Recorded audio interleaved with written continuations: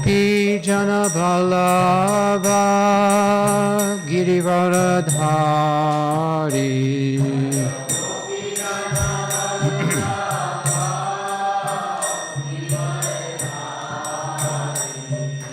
Gopi Jana Vallabha Girivaradhari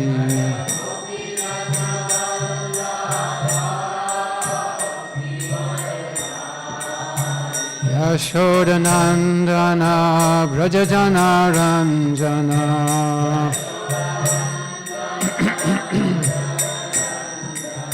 Yashodanandana Brajajana Ranjana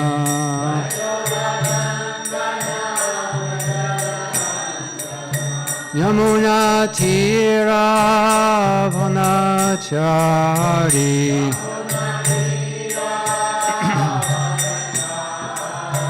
Yamuna Tira Vanachari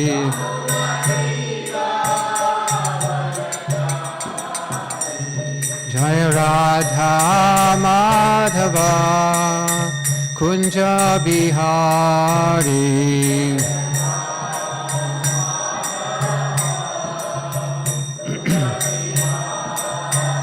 Jaya Radha Madhava Kunja Bihari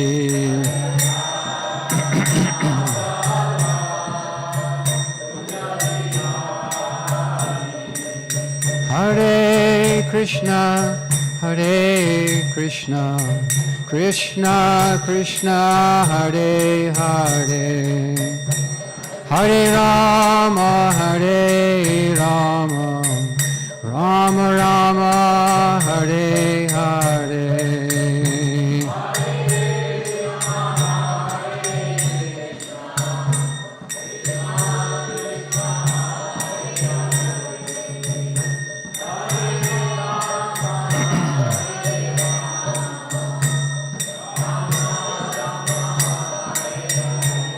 Hare Krishna Krishna Krishna Hare Hare Hare Rama Rama Rama Hare Hare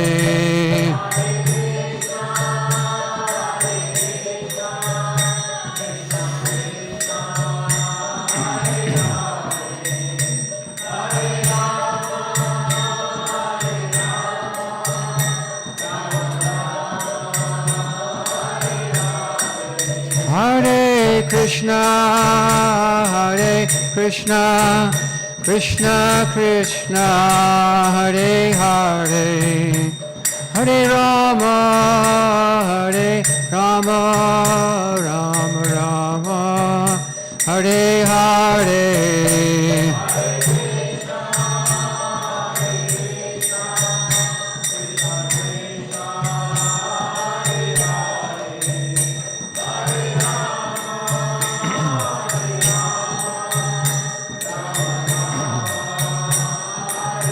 Nitai Gaur Hari Bol Hari Bol Hari Bol Gaura Hari Bol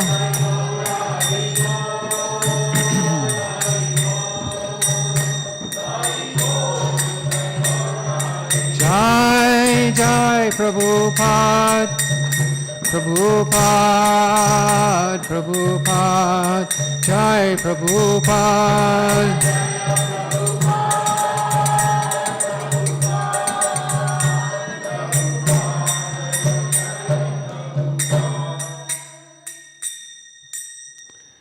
Shri Harinam Sankirtan ki, Shri Shri Gaura Nityananda ki, His Divine Grace Srila Prabhupada ki, Gaura Bhakta Vrinda ki.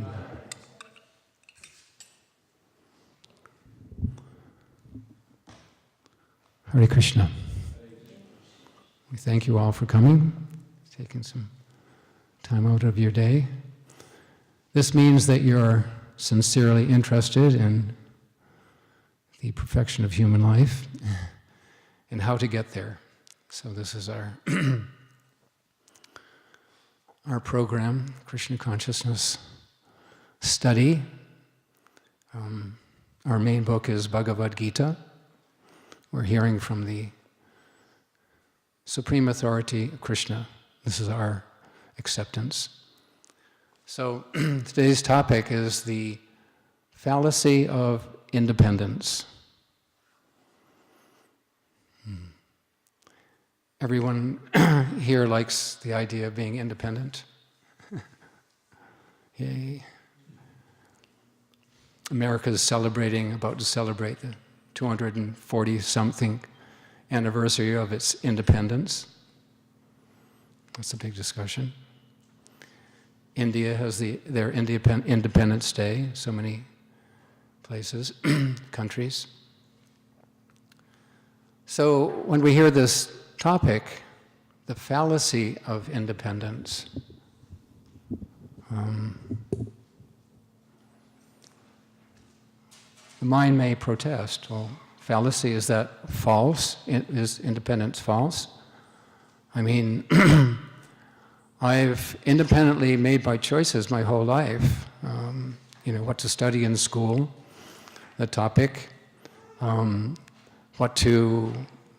the field I wanted to enter into for my lifelong occupation. I independently made these choices. My spouse, where I would live. Sometimes you can do that. What political party I should vote with. So many things. And we value that independence because there's free will behind that. So we'd like to go to hear what actually Lord Krishna says in Bhagavad Gita. And this we can hear and think about in this circle of persons. This is what we're doing here. Considering that I'm not this material body, I'm a spiritual being. So there's a little difference here which will challenge our ideas of independence. Although we're all wanting that. We say independence is another word, freedom. So, what is real independence?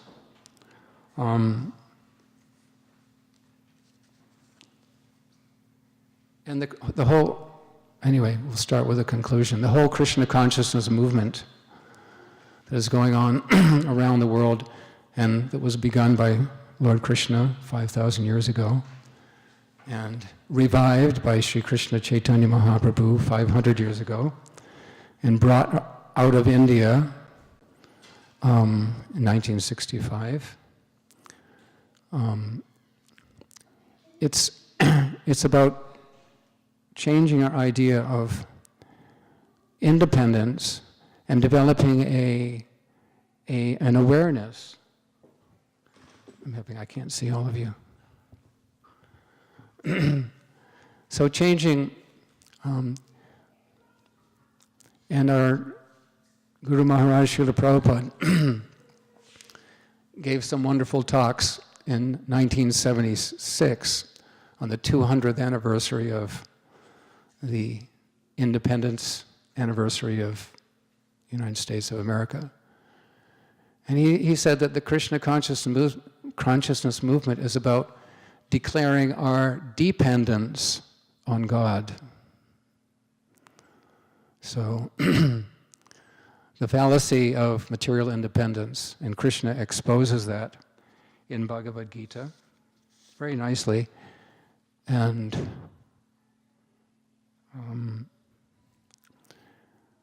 so this is our challenge to hear, and this is the whole purpose of Bhagavad Gita. That we all know the storyline: Krishna and Arjuna there on the battlefield, and Arjuna had his impression of what is this battle? Who am I fighting? I'm fighting friends, relatives, people that I love and respect, I can't disrespect them, not to speak of if I have to kill them. So he became overwhelmed with emotion, and he made his choice. He came up with a long list of good reasons why he shouldn't fight, and then he, full of emotion, practically tears in his eyes, he said, "Oh Govinda, I shall not fight," and dropped his bow. So he made his independent decision. But Krishna didn't accept it. In fact, he said, you're not speaking like an advanced, spiritually advanced person, like an Aryan. And so he actually called Arjuna foolish for his decision. And so the whole Bhagavad Gita is Krishna educating Arjuna. What is his position? What is his real identity? Starting out that we're not this body. You're not that body. You've always existed, you always will exist in the future. So how to make decisions according to that? And then Krishna explained himself and the identity of all souls, jivatmas, with him. Mamaivam so jivaloke jivabhuta sanatana. That all living entities in this world are my parts and parcels eternally. But they have one problem. Manakshastani indriyani prakriti starni karshati. They're struggling hard with the six senses and the mind. What are we struggling for? Who can say? What are we struggling for? Anyone? Peace? Yeah. Peace, happiness. We're looking for happiness. So how to satisfy the self? And in this case, we're not talking about these gross bodily senses. So this is a whole other paradigm, a whole other field of study. How to satisfy that self, the real self, who is a spiritual being eternally. So, we have some verses I'd like to go through. Krishna is first explaining, it's very direct. In the third chapter, Prakrite kriyamanani gunai karmani sarvasha ahankara vimudhatma kartahamiti manyate. Saying that the bewildered spirit soul, under the influence of the three modes of material nature, he's thinking of himself to be the doer of activities which are in actuality carried out by nature. So we're thinking that I'm doing certain things, but then there's this material energy called the three modes of material nature. All of you have heard this if you've read any Bhagavad Gita. Rajas, tamas, sattva, rajas, and tamas. Goodness, passion, and ignorance. Subtle modes of nature, and it's described in chapter 14 that they're always controlling all of us, all the time. And they're competing. Sometimes we may feel peaceful and a little bit awake and enlightened in the mode of goodness. Then all of a sudden the mode of passion or ignorance comes in. So they're competing. And they're forcing us to think in such a way, and act in such a way, speak in such a way. So right here, and in this verse, Krishna uses the word vimudhatma. Who knows what this means? Mudha. Krishna uses it a few different times. It means fool, or like a dull ass, a donkey. And then vimudha means very foolish. So the soul becomes, it says, the bewildered spirit soul. He becomes very foolish under the influence of these three modes of nature. And he's forced to act. And he's identifying with that as, this is my free will.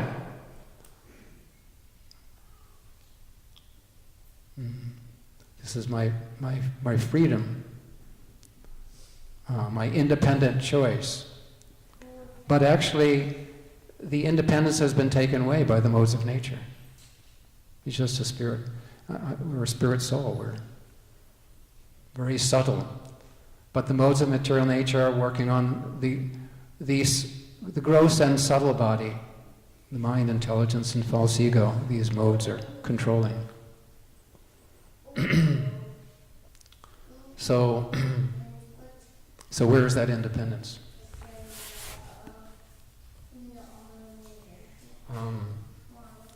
Another very significant verse, Bhagavad Gita, 7th chapter.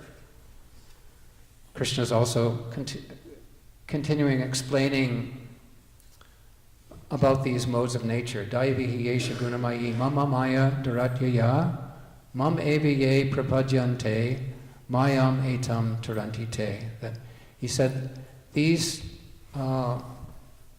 modes of nature, these divine modes of nature, which are my material energy, are very difficult, if not impossible, to overcome, O Arjuna. Daivi hi esha guna mayi mama maya. Daratyaya means very difficult, almost impossible. So, being controlled, not independent. This is where we're at. Like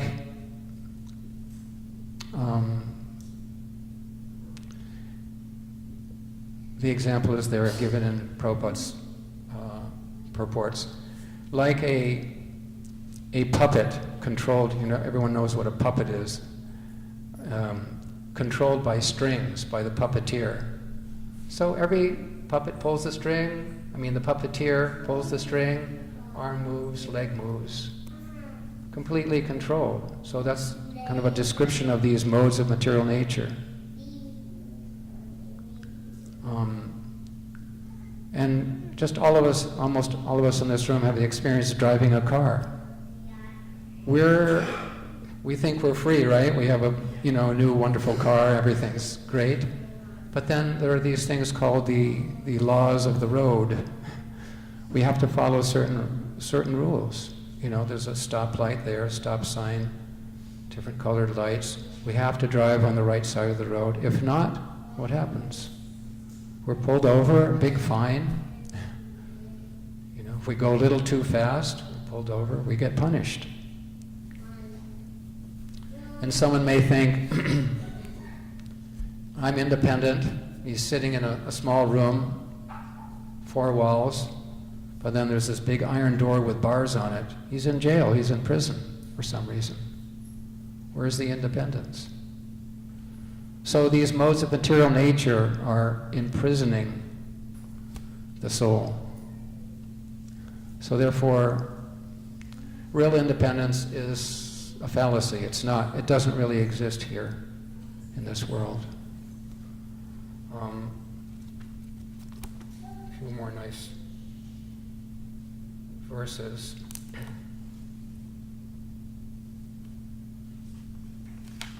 In the 18th chapter,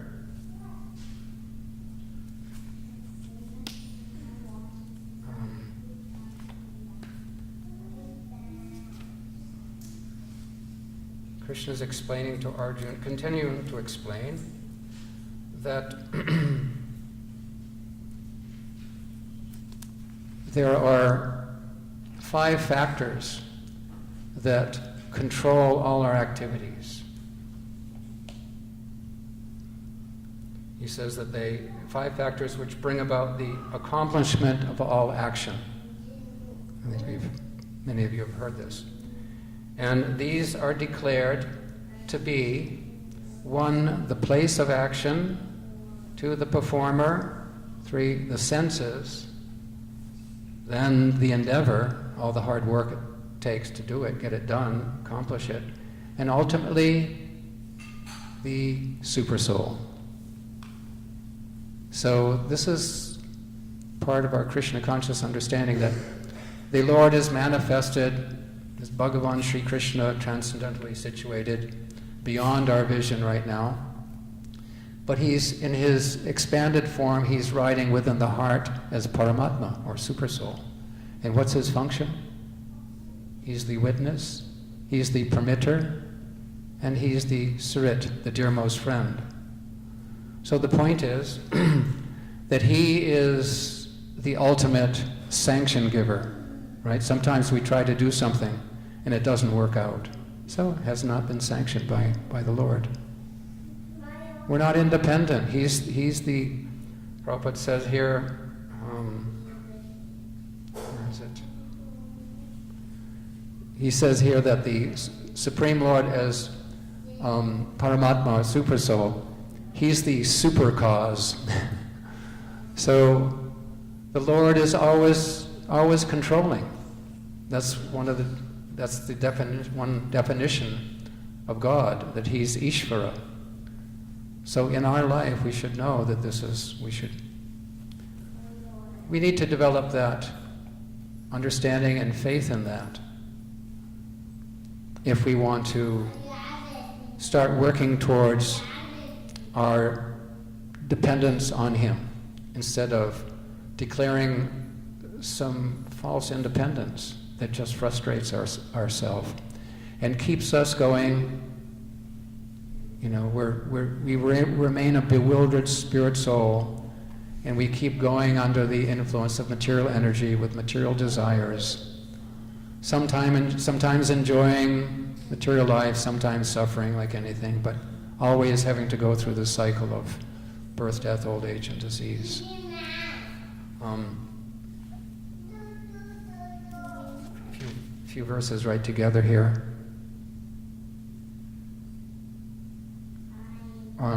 That was 14. 16 says, therefore one who thinks himself the only doer, not considering the 5 factors, is certainly not very intelligent. The problem is that we're not realizing that we are soul.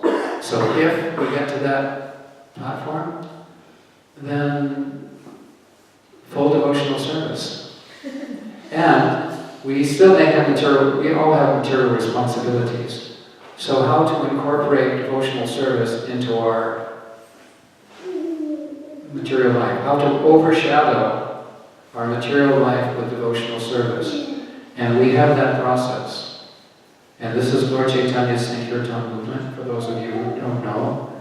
This organized movement was begun 500 years ago by Sri Krishna Chaitanya Mahaprabhu, who is Krishna himself, but he came not as Krishna avatar, he came as a Bhakta avatar.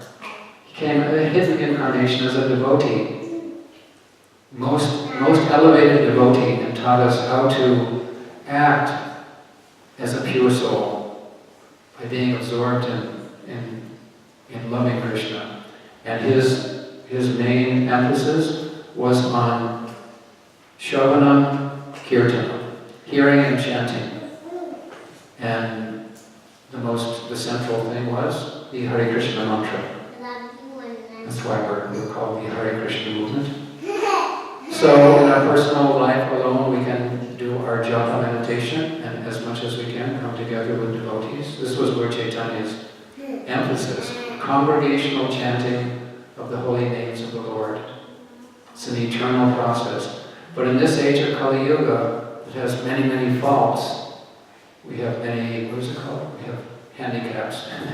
We all have our specific handicap, you know. So the memory is short, the intelligence is less, the duration of life is less, the mind is usually... So,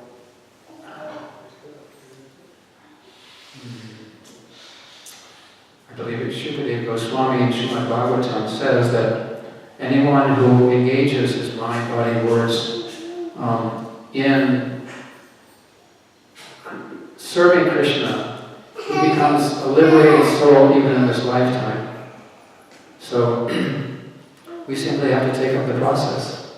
When we develop that much faith that we think, I want to start living more like my real identity as a spirit soul, then we seriously take to the chanting of the holy names of the Lord, hearing Krishna's, refreshing our memory again and again regularly, hearing Bhagavad Gita, and then graduate study is Bhagavad Purana, Srimad Bhagavatam.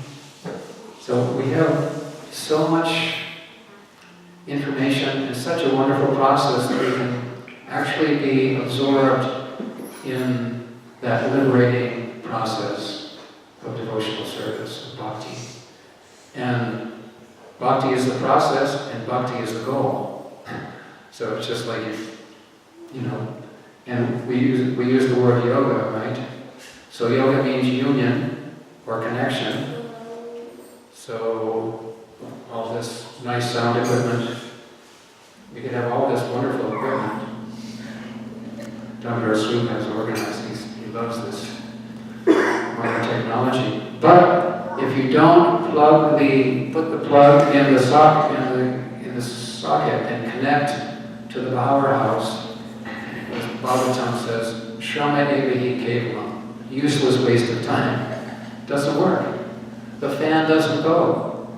So if we don't plug in to the process, if we don't connect with Krishna, we're not going to see any realization, spiritual realization.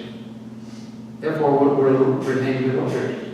We'll identify with even ourselves. We won't even understand ourselves, not to speak of God. But if we do, if we actually plug into the process, we can understand both myself and God and be happy. I mean, as happy as possible living in the material world. As Krishna says, it's just a temporary place, full of miseries, dukkhalayam shashvatam. So, you can't get happiness here, or through these material senses, but you can get happiness if you connect with Krishna. It's like we have the transcendental technology. Start a company, transcendental technology. Did you have a question? Speak loudly, sorry. Even though we think that Krishna is the supreme controller, but that sometimes if any good thing happens, or example, food is so tasty or something, and we feel that I did this thing, and how to get rid of this I thing. Same process we're talking about. Keep hearing, so we don't become bewildered. We become bewildered by, our suffering and our happiness. The good karma is also, can be used equally by Maya Devi to bewilder us.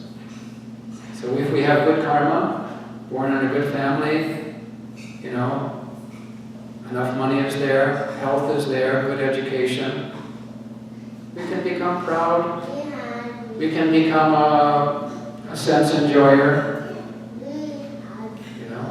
and we're totally bewildered. But somebody who's suffering, he has bad karma, broken family, bad health, he can be in tears, but he can be praying to God.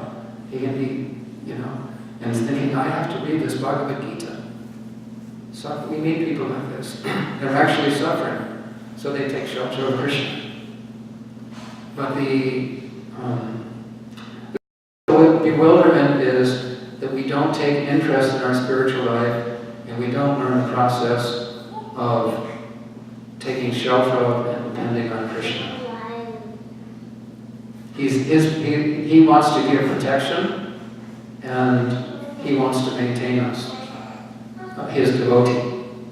Otherwise, it's up to our karma and whatever's going on in our whole environment.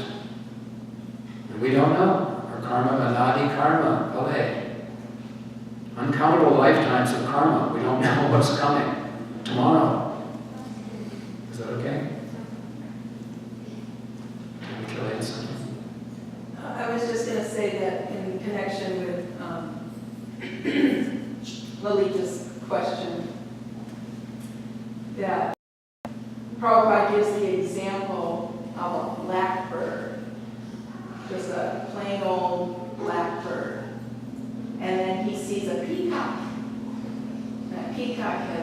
beautiful, beautiful feathers, and sometimes they fall off on the ground. So the blackbird picks up some of those beautiful peacock feathers and sticks them in his tail. And then he walks around strutting that, look at my beautiful plumes. So the expression is that we are proud of borrowed plumes.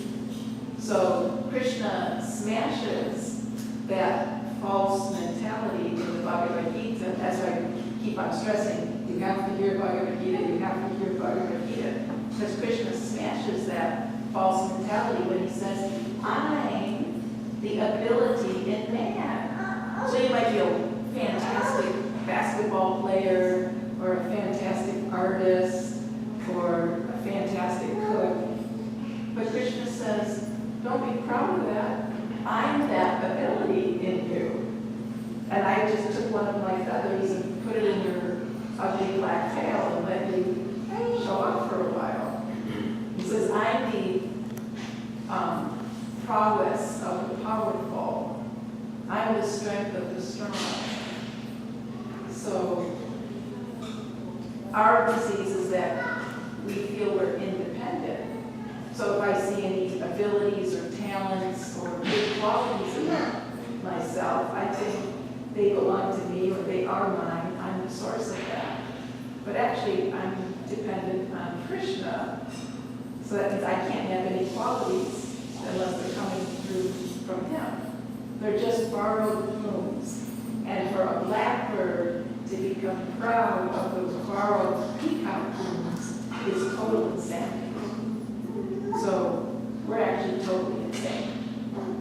We're actually totally insane because we're walking around proud of borrowed plumes.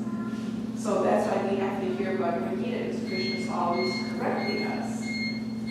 Because Arjuna had the same problem, actually. So you're in good company, because Arjuna had the same problem. But Krishna, every single verse in Bhagavad Gita is serving the purpose to smash that improper mentality. And at the end, Krishna asks Arjuna, so now are you clear about your purpose? Your illusion's gone? And Arjuna says, yes, my illusions are gone, and I'm ready to act according to your direction. So Krishna was successful, and Arjuna passed the test. And we can all be, Prabhupada said, we can all be as fortunate as Arjuna just by hearing. It's not that it happened 5,000 years ago. We missed it. It's all recorded. If we nicely hear it, sometimes we hear it, we have to hear it 2 times, 10 times. That's what our lifetime's for. Hearing and hearing. And then our conviction and faith goes up and up. I just wanted to add one more thing.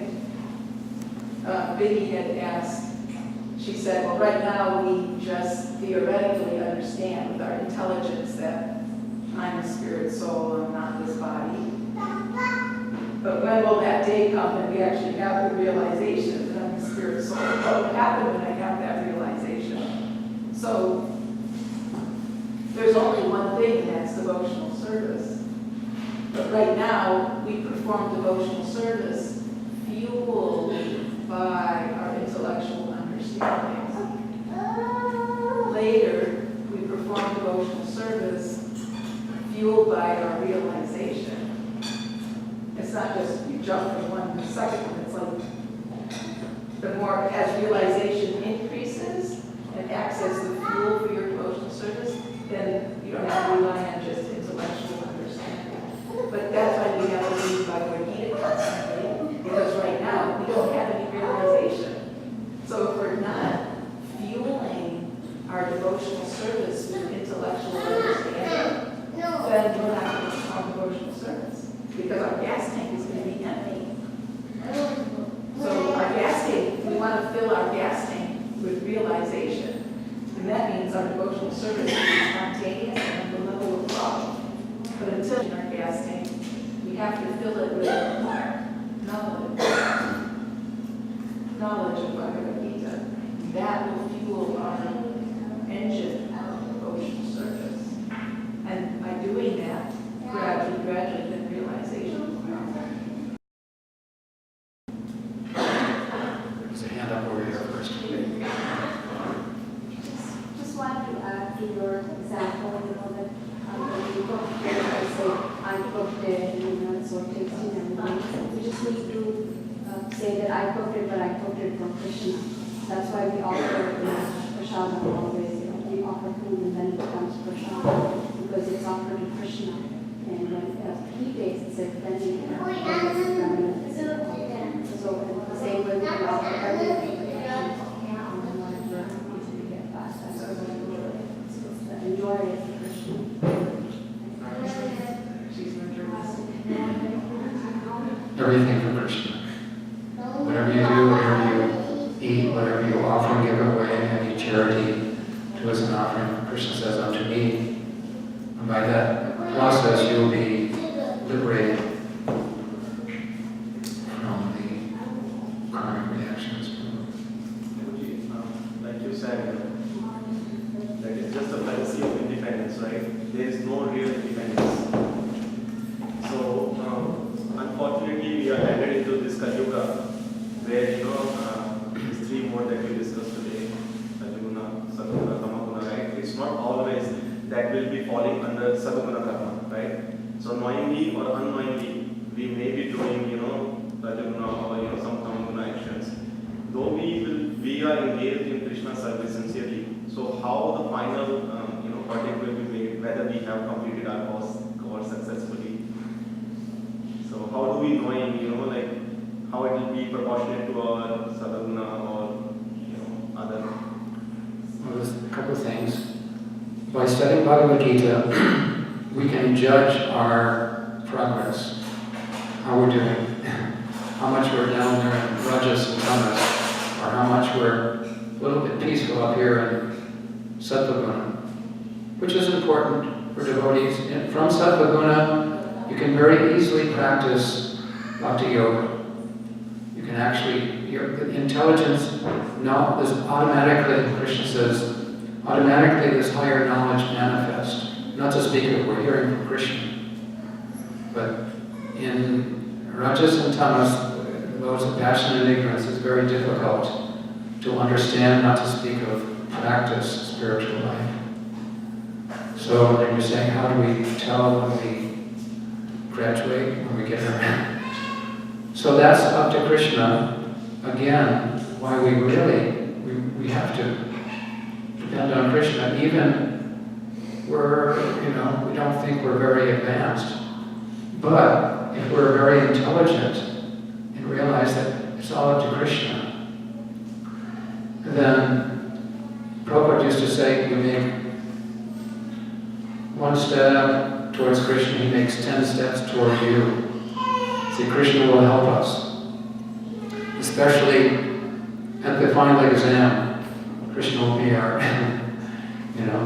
it's not that we're going to cheat, but Krishna can put himself in our mind, put himself on your tongue, at the time of death, which is the real final exam, Ante Narayana Smriti. But we can judge our progress by how Krishna conscious we are, how much we're thinking of Krishna, depending on doing our work and depending on Krishna for the result. And how much service are we doing for Krishna? Because Krishna is noting everything.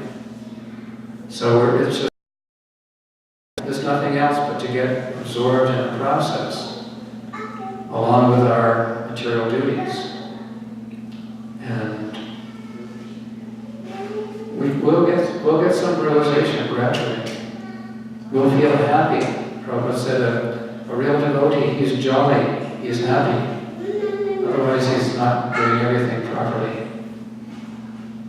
But it's a challenge when we have, obligations for work and family life. This is a challenge. Still, like Akili was saying, we have to be guided with our intelligence. You have something to add? In the false ego is like one of the hardest hardest things to get rid of. Everyone's combating with it.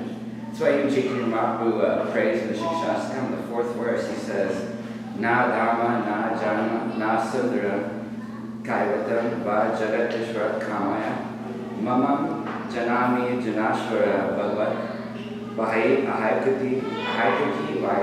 So he says, Oh my Lord, I don't desire to accumulate wealth, nor desire for the beautiful women, and nor do I have a desire for numbers of followers. I only want to cause this devotion, service, birth after birth. So that's like the best way to gauge if we just want causeless devotional service, birth after birth. That's when we come to the most perfected age. But I was reading a very beautiful verse in the Chaitanya Charitamrita when Kaviraj Goswami, he's describing there's 3 types of perfections. There's the Siddha Bhattas. There are people who attain perfection through practicing sadhana siddhi, and then there are nitya siddhas who are eternally perfect. They're like Krishna's associates. They don't actually. There isn't any verses of them doing tapasya. We don't hear any of Nanda Maharaj doing tapasya. Yashoda Maharaj, we don't hear any for tapasya. They're just constantly thinking of Krishna eternally, so they become perfect that way. And then there is Kripa Siddha, and Kaviraj Goswami and Prabhupada saying that this is actually the best way, is to take the mercy of the devotees, the people who have already been in the movement, who have already been practicing it, and if you just come and take their association, just by being, just getting one moment's association of them, everything will happen. And just every day, I can seriously say that's the best path, because you don't have to do anything. You just have to ask, you just have to show respect to the sadhus and ask questions to them, and they will guide you the entire way. And the first time I met Dhanakila Mataji and Prithusrava, they gave me the Srimad Bhagavatam. That was like it was like, I only saw them for like a few minutes, and my dad actually purchased Srimad Bhagavatam, and they came and they were giving me the Srimad Bhagavatam. So I got the Srimad Bhagavatam from them. And just for that, just like it was a few minutes, I met them, but I got the Srimad Bhagavatam, and then I started reading, and it was just like a profound effect. And then the next time I met them, we were in Chicago, and I got the Chaitanya Charitamrita from them. So it was like every time I was just meeting them, it was only for like a few seconds, but it was like the most powerful, life-changing experience every time. That's like the easiest way to gain perfection is really just the Kripa Siddhas, to pray to the devotees of the Lord and to serve them. That's why we come here. We serve sadhus, and we have a sadhu sangha like this. Everyone gets together.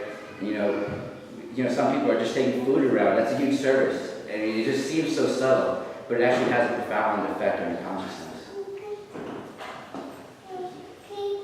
Sud is a very open-hearted person. No. He was ready and waiting for Krishna consciousness. So you should take example from him. Well, quickly and easily we can get it.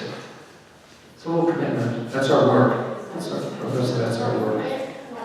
Actually, he answered my question that I was going to ask. He did. He answered my question before I was going to ask. Oh. My question was that, we have all these instructions. We have the Bhagavad Gita, we distribute. And I myself had a Bhagavad Gita in my 50 years of life before I came to Kṛṣṇa-kathā. I read it, but there was no realization because I was doing self-study on my own, and I could not get so much out of it just by studying by myself. And we always see the things that we talk about, cycle of life, old age, disease and death. We see it all the time around, people dying, but we never think that we are going to die one day.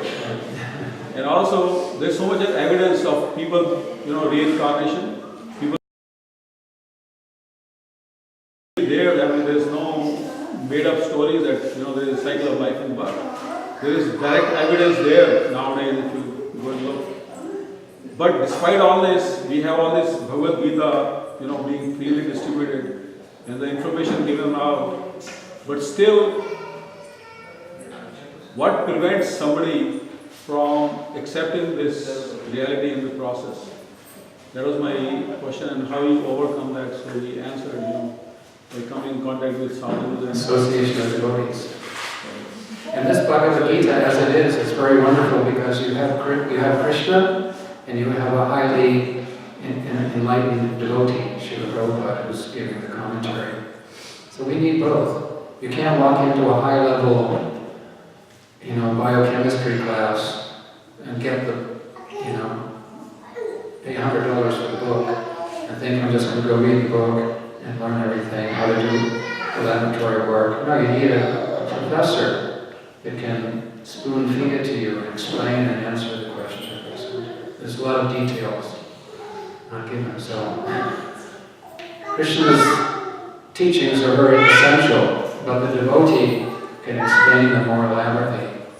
And then in an association of devotees who are practicing, you can get a lot of little details that will help us get realization. And Krishna says that's, it's the king of education and perfection of religion because it can give direct perception of the self by realization, perfection. So that's what we all want. I can't give it to you, but you have to take it. You have to take the book home.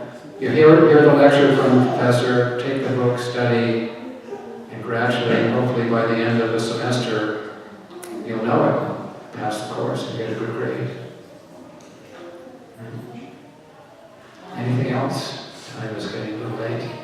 We have a few minutes for the prashad to get ready. We can have one more questions. And I just wanted to mention the Bhagavad Gita I read before was written by a Jnani, calling the Jnana Yoga. It's full of knowledge. But Prabhupada, as you mentioned, is a Bhakta devotee. So he wrote his purpose on that, devotional service aspect. So it's more nectarian because Krishna himself says that the Bhakti Yoga is the best of all the Jnana Yogas, Raja Yoga and Karma Yoga. So that's a big difference in this. So he comments from the beginning to the end. His comments are all oriented towards Krishna devotional service, Bhakti Yoga. So that's a big thing. it seems like he does repeat himself to get it into our minds. So thank you very much for your kind attention, and we hope you get a little inspiration to study. You become a fully dependent soul on Krishna and become happy. Okay, Srimad Bhagavad Gita ki, Jai. Srila Prabhupada ki, Jai. His Grace Prithusrava Prabhu ki, Jai. Our Grace Adagiri Mataji ki. Jai. It is my favorite pastime of the Krishna consciousness, honoring Prasad.